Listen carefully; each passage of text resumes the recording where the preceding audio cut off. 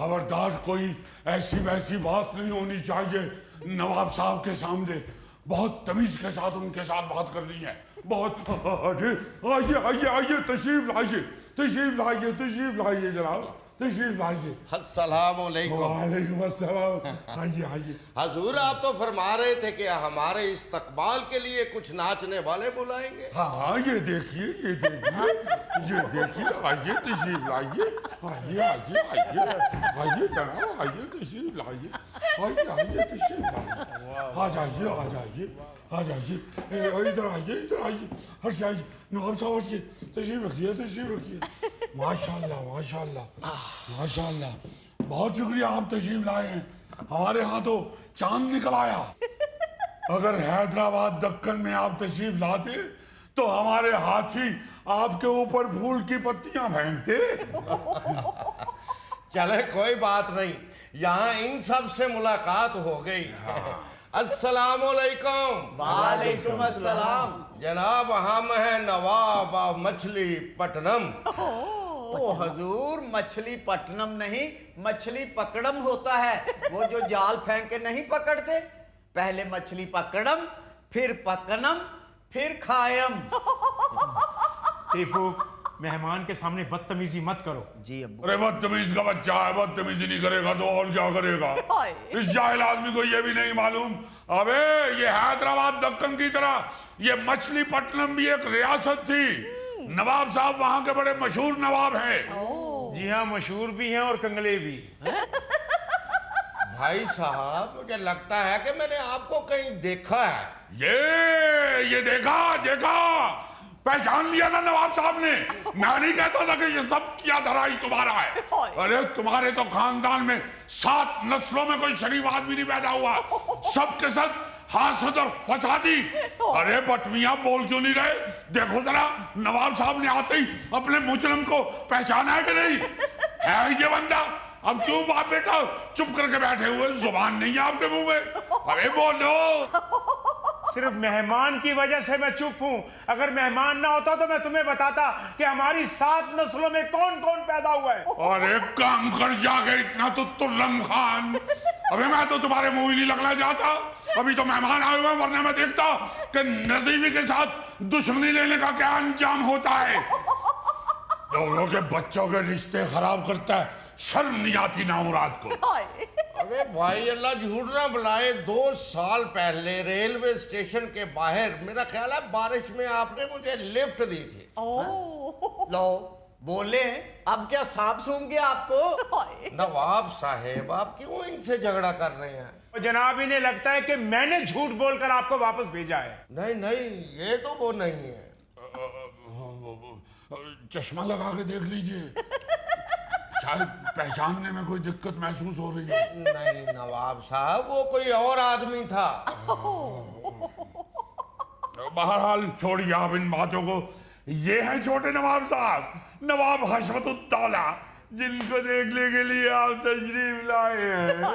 अस्सलाम वालेकुम। कल हमने आपका बहुत इंतजार किया, लेकिन आप आए नहीं।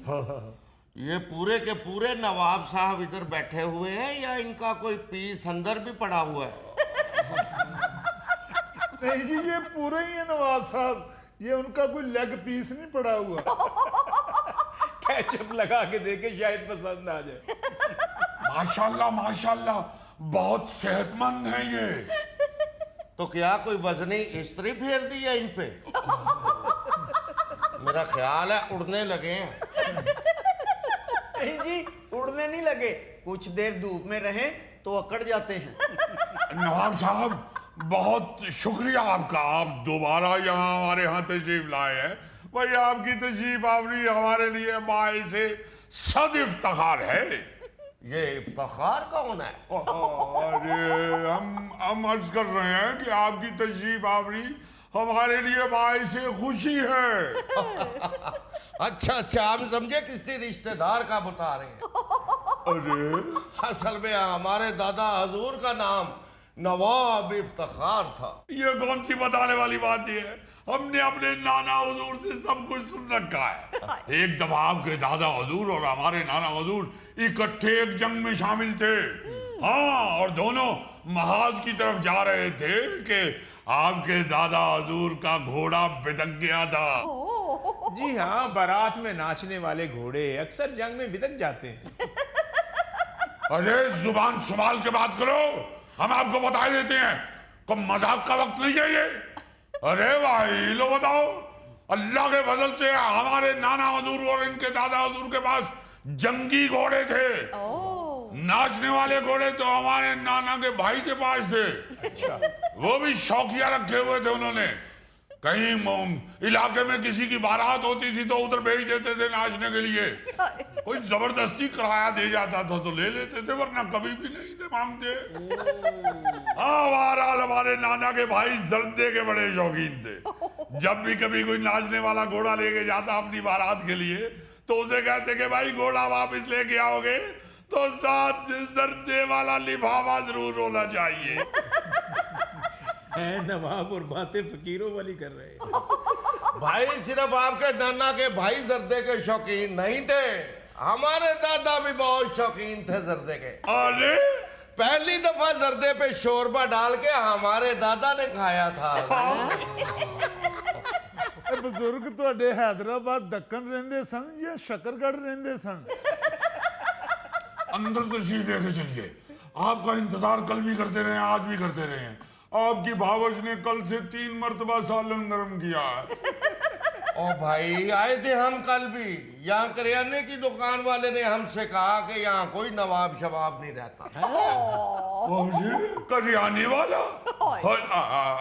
अरे ओ आस्तीन के सांप। क्या हुआ नवाब साहब? ये नवाब साहब को कल तुमने कहा था कि यहाँ पे कोई नवाब नहीं रहता। ये नवाब है? तो और तुम्हें क्या नजर आता है? ये तो रक्शे से उतरे थे, मैंने समझा दुकानों पे अगरबत्तियां सप्लाई करने वाला है। तलवार ना निकालिएगा, तलवार ना निकालिएगा, आपकी बड़ी मेहरबानी, तलवार ना निकालिएगा। ना ना करना तलवार, अगे बड़ी गर्मी पैन रही। भाई ये नवाब ऑफ मछलीपट्टनम है। और लतीफी साहब कल दुकान ते रश बड़ा सी, मैं इन्हां वाल ध्यान नाल वेख्या ही नहीं। आप इनको छोड़िए, हम तमाम इलाके के मकीनों की तरफ से आपसे माफी चाहते हैं कि आपको इन्होंने अगरबत्तियां बेचने वाला समझा है। भाई हम तो जानते हैं ना माशाल्लाह नवाब ऑफ मछलीपट्टनम।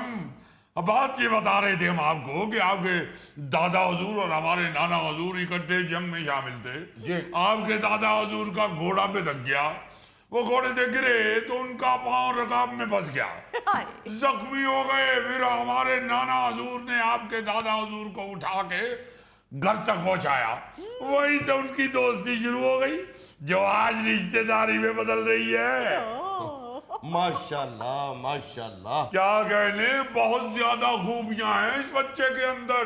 जी बहुत ज्यादा की जगह तो नहीं है।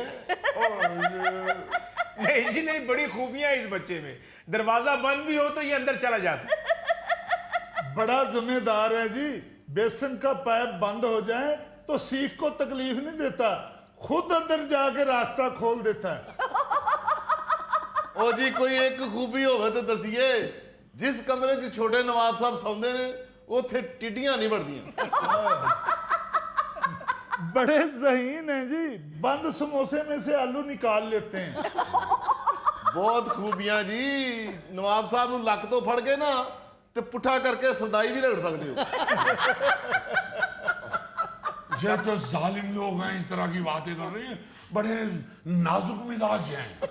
हाँ हाँ, बस इनकी एहतियातें जरूरी हैं। इनको कभी भी अकेले सहन में नहीं फिरने देना। वो क्यों? वही एक दफा कब्बा उठा के ले गया था, 1.5 महीने बाद ढूंढा था हमने। इनके नहाने के लिए जो टप रखना है उसमें डोंगा नहीं होना चाहिए, चमची होनी चाहिए। क्योंकि डोंगा भर के डालें तो नवाब साहब को नाली से पकड़ के लाना पड़ता है। सबसे अहम एहतियात ये है कि छोटे नवाब के सामने टीवी पे कभी कार्टून नहीं लगाने, क्योंकि ये रोना शुरू कर देते हैं।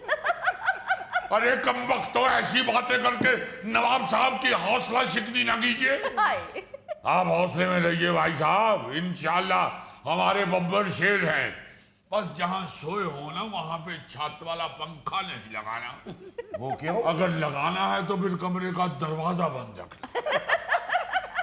इंशाल्लाह सुबह फिर आपको कमरे में ही मिलेंगे, बेशक किसी कोने में से मिले। और अगर कमरे में एग्जॉस्ट फैन लगा हो ना तो उसके बाहर भी जाली जरूर लगानी है, क्योंकि अगर वो चलाया जाए तो सबसे पहले वो इन्हीं को खींचता है।